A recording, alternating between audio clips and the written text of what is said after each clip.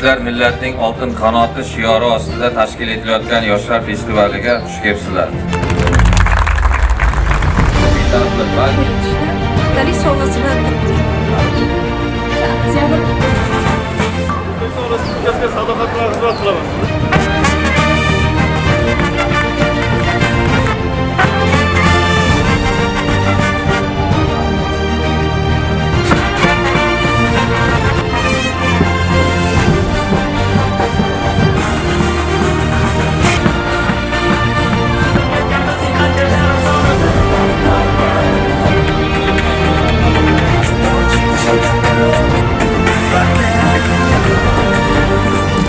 Muhtaram Prezidentimiz tomonidan biz yoshlarga qaratilayotgan e'tiborlar, mana shunday yaratib berilayotgan shart-sharoitlardan unumli foydalangan holda biz yoshlar ham bizga yaratib berilayotgan mana shunday imkoniyatlardan samarali, unumli foydalangan holda o'zimizga bildirilayotgan ishonchni oqlaymiz deb va'da beramiz.